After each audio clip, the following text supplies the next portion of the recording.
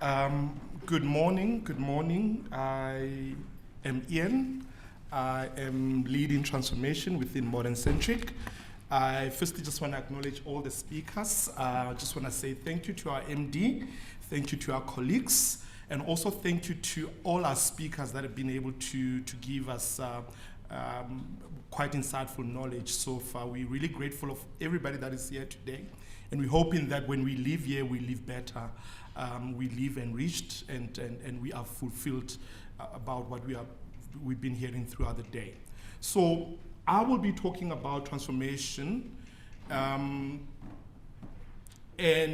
as I was preparing, I had to think about the type of audience that I might be having. I will be also very brief. My conversation will be located on the slides, but some will be located on my past experiences, having been in the space for close to 20 years. Others will be my observations as well as opinions around the landscape as it is. Can we move to the slides? Who is managing my slide? Okay. You can move to the next slides, it's fine.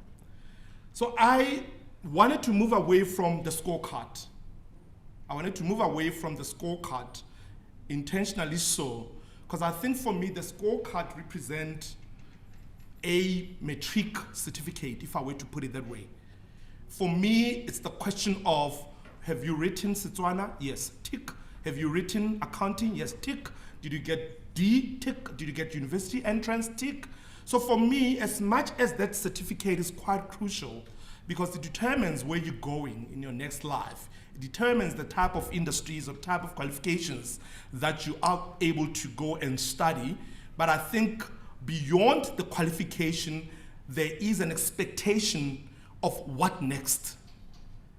What next? Now that you've gone to university, now that you've got this degree, what next? And for me, the conversation around transformation can be located in that analogy. Now that you've got this certificate that you've done brilliantly, what next? What next when I come back the following year and you still achieve your level 2? What is it that is different from that level 2? What next when I walk into your space and you have improved from level 7 to level 5? What is it that is different from level 5 to level 7? What are the pockets of transformation that I can pinpoint, that I can extract, that I can have conversation about? So I think when we look at and speak transformation, we tend to focus a lot on the scorecard. And I understand why, because it's a very expensive exercise. It's quite expensive to have that scorecard. But I think the meaningful and impactful of the scorecard is within or around or outside the scorecard. I want to speak to a different executive. I want to speak to executives that represent marginalized communities. I want to speak to a different executive when I come back the following year, when I raise issues that are very key, that are speaking directly to communities that are marginalized. I want to speak to an executive that is able to talk representation. And I think that's what is missing around transformation. When you look at the questions that I have, primarily are the questions that seek to address this conversation, that what do we need and why do we need transformation? Why do we need to even talk about the concept of transformation? And what is it that we need or we can achieve about transformation? For me, transformation represents development, because I don't understand or I don't see how a developed country cannot link transformation activities to that.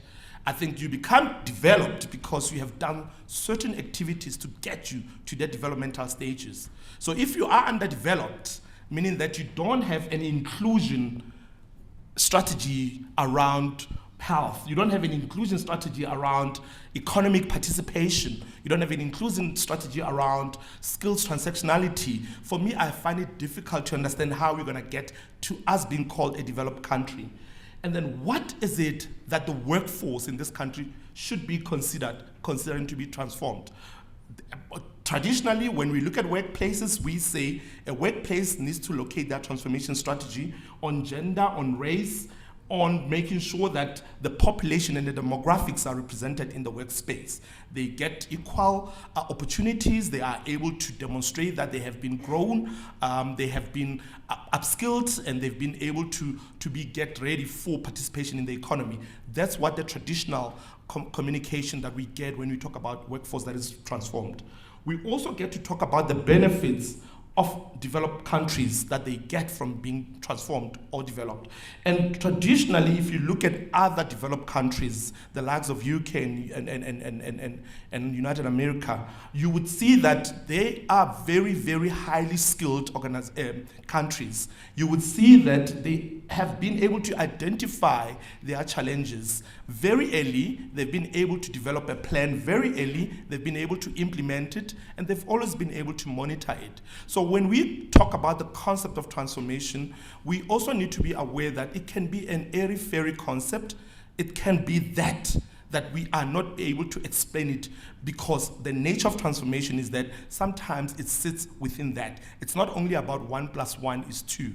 Yes, the scorecard helps us get to a point where we are able to determine if Ian or how transformed Ian is. But the nuances around that are what we need to focus on, because that's what makes us move forward as a country.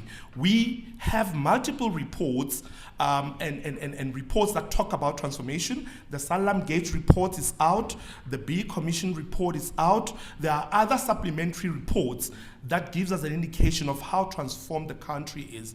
But I think we are missing the point, because as much as there are lovely reports out there, we have not gone to the softer side of measuring the impact of transformation, the impact of what we are trying to do when we add 1 and 1 and we get 2.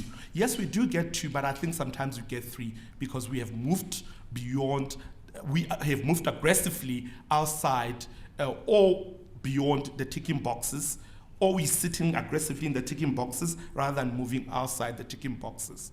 Can you move to the next slide, please?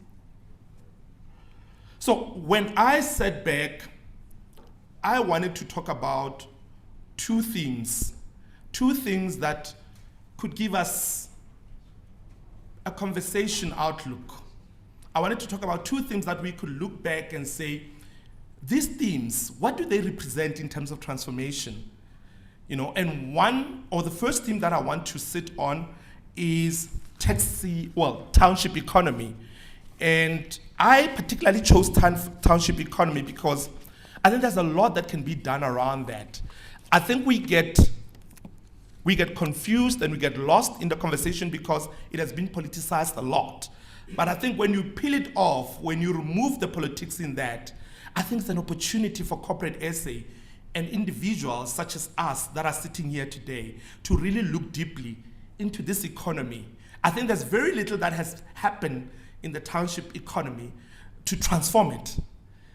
I think we talk about it when there is pressure, like currently when the economy is not growing, when there's pressure, when there's high unemployment rate, when we can't find the talent that we are looking for to employ as corporate, when we can't find or when we can't have conversation around marginalized groups within the communities, such as talking about people living with disabilities, we talk about it in that perspective. But I'm not sure if we are doing enough as corporate.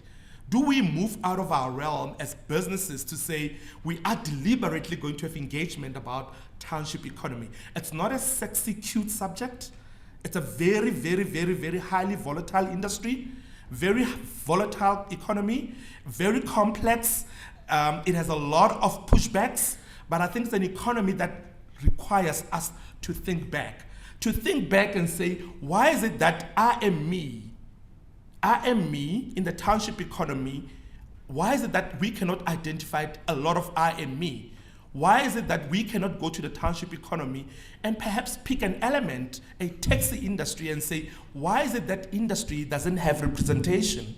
Why is it the taxi industry today doesn't have a lot of people that look like me or look like you?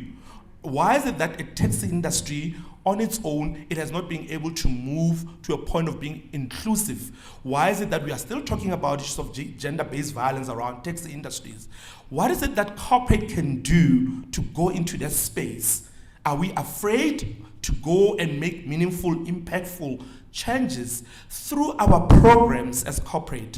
When we have expenditures, when we identify programs that are going to make sure that we achieve our level 2 and level 3, why are we not going outside our realms? Why are we not going to industries that we are traditionally afraid of? Because for me, if you transform that economy, you are transforming the country. For me, if you leave that economy behind, you are leaving the country behind. For me, if you are not going to spend money in that economy, you are actually increasing the high risk, the ticking bomb of youth unemployment rate that we are sitting on. I mean, the industry on its own is not going to die tomorrow, but the industry is not representative of many different demographics. There are very few women in that industry. There are very few people living with disability in that industry. The industry is also not owned by the very same taxi owners or taxi drivers. The whole value chain of procurement in that space, it's not located within the township economy. So for me, when we talk about transformation as modern centric, we want to go to spaces that are making you uncomfortable. We want to create a project, a legacy project that can make you the first.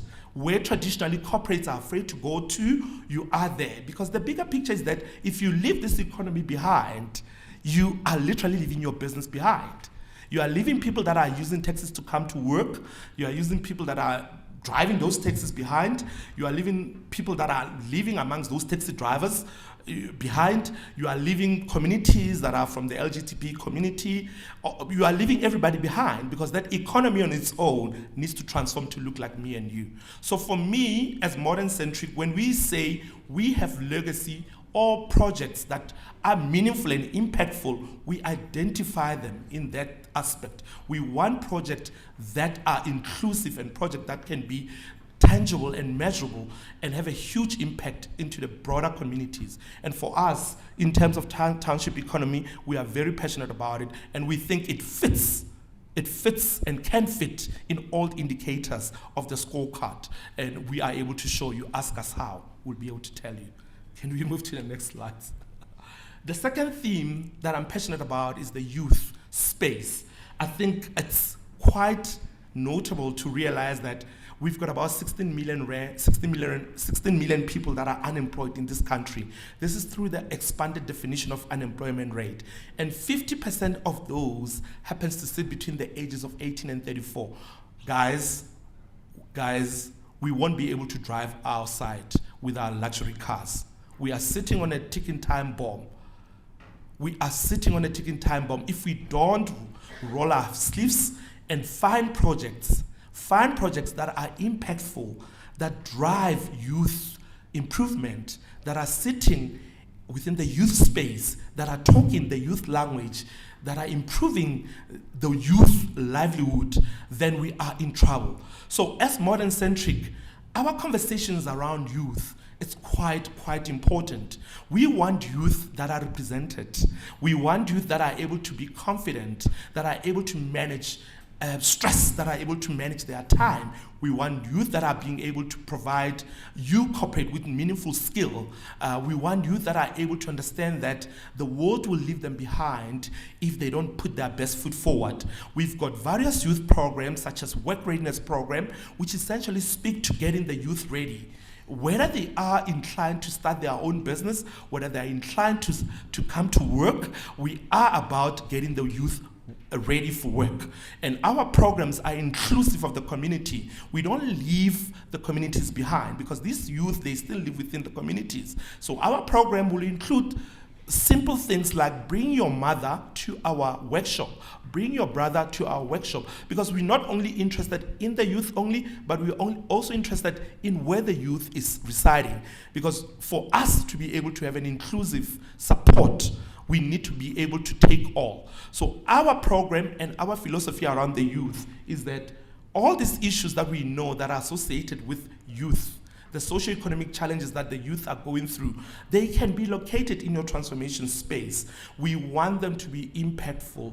We want to be able to say, you as a business, you have impacted a reduction, a specific reduction to the challenges of the youth that we have today, you surely have some sort of an interest in a particular area of development. Perhaps your business is keen on teen pregnancies. I mean, if you look at our sanitary pads, by expansion, we are able to locate our model around teen pregnancies by just support and locating our conversation of sanitary pads and linking it to ICT as well. So our model and our solutions are currently located on issues that are relevant, because we cannot simply say we are a transformation agent and we are far removed from the realities of this country. Can we move to the next slides? Okay. So I think I've mentioned about multiple reports that we have. I just put this slide because this slide simply talks about a report that is being done by Commission of Employment Equity Act, and the reports seek to address the representation at workplaces. And I just put a slide here because I think decisions are made at that level. We need to be able to have people of different colors to be able to come to different decisions. So, for example, if you don't have an executive living with disabilities that happens to be an African male that is able to sit and decide about the budgets of transformation or skills programs or even socioeconomic development programs, I find it difficult to get to a point or a conclusion that says the project that will be aligned or the project that will be decided will be of representative nature. So we need to be mindful as corporate that representation at this level is quite key. We need to be mindful that decision makers at this level needs to represent the majority of our country, or they need to represent marginalized groupings. It's easier for decision making, it's easier for putting business cases, it's easier for having engagement, these dialogues. So if we don't have someone that looks like this person, their needs are likely to be left behind. And the report, which is being issued yearly, gives us a snapshot that there is a lot of work to be done, particularly on the senior executives, to be able to have meaningful representation. But not only that, but it also talks about people living with disabilities that are not highly represented at that level. And therefore, you can extrapolate that the programs and interventions of people living with disabilities are likely to get a second, not likely to be pushed aggressively. So this is a report that is also out annually by the Commission of Employment Equity Act. It's a brilliant report to read. When you have time, you can find it on the Department of Labor website.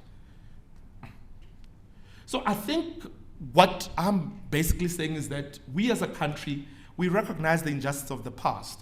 I think what I'm saying is that we believe in diversity, right? We believe in diversity, and that we believe in social justice and human rights. And I think for us to have a quality of life that is free and potentially free of anything and improved, we need to be able to recognize that we have a constitutional obligation, and all of us, we need to be able to be mindful of that. Can we move to the next slide?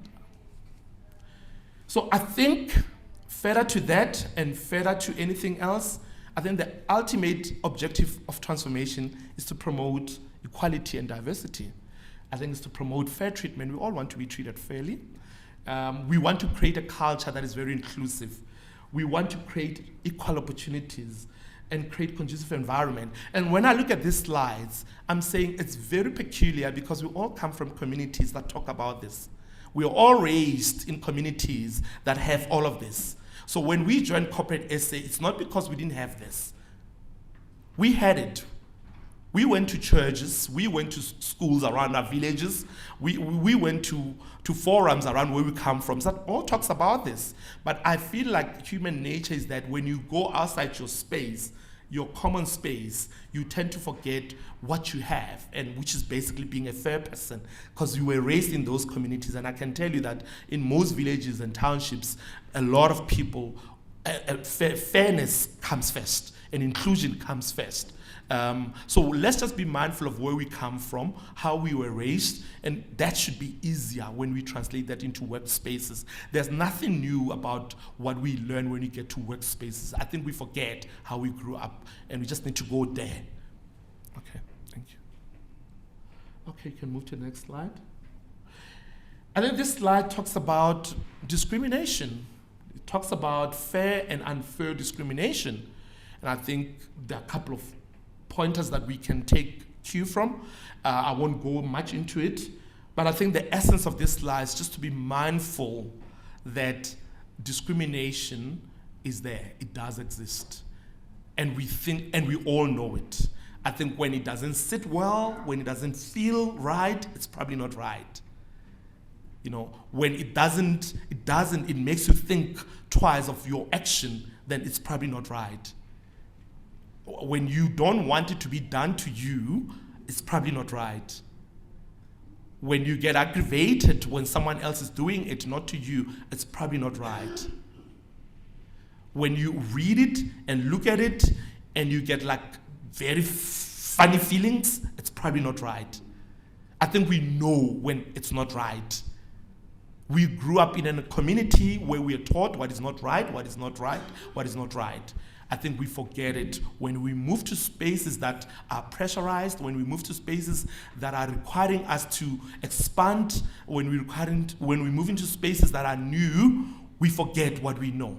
So anything that moves you negatively, it is not right. So let's just be mindful of that. And I think this is what the slide is all about. I think the nuances and the shades of what it means, I think that can be left for a different interpretation. But I think the message that I wanted to leave is that if it's not feeling right, it simply means it's not right. Be mindful of that. Okay. So, in terms of work space, to have equity, I think this pointer says it all. But again, I'm going to take you back.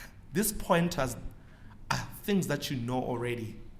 You did not just wake up and land in that workspace. You come from a home. You come from a community. You grew up with friends. You grew up with cousins. You grew up with mother and father. I think most of us have gone through this. I think it's the question of now you are in a different environment. And now you are questioning how you grew up. You are seeing things that are different, and those things, they should not move you. They should not move you. Let's go back to how we grew up. Because I think the fact that you were employed and you are still employed at corporate, it means there are certain values that you bring on board. It means there are certain cultural values and the certain things such as educational and communication, inclusion and diversity that you bring on board, that you grew up around, that you are aware of, that you are mindful of. So let's not forget how we grew up, where we come from. What it means is that when we get to corporate, we just need to fine tune, we just need to adjust, we just need to align, we just need to be tweak there and there. But we have all of this. We have all of this. We should not be waiting for leadership to be able to come to us and start talking inclusion. We know what is inclusion. We grew up around that. We know what is diversity. We grew up around that. So let's just be mindful of that and remember that we have all of this. And we just need to enhance it. We are not starting from a low base. And sometimes we forget that we are not starting from the low base. And probably that's why we don't believe, or we don't understand, or we find the concepts abstract. But it's something that shouldn't be that abstract. So lastly, it's about sustainability. It's about sustainability. Transformation is about sustainability. I think in closing, social sustainability, economic sustainability, environmental sustainability, as well as human nature sustainability. I think if we do capture the philosophy of these 4 indicators, because we are not in the business of now, we are in the business of now, tomorrow, and forever. So I think if we just go back and capture the philosophy of these 4 indicators, I think we'll be building better communities. I won't be sitting here and saying that transformation is not an emotive subject. It is. Probably we still have a long way to go as a country, but I think it's a subject that is moving. And I think it's a subject that requires all of us to move forward with. None of us should be left behind.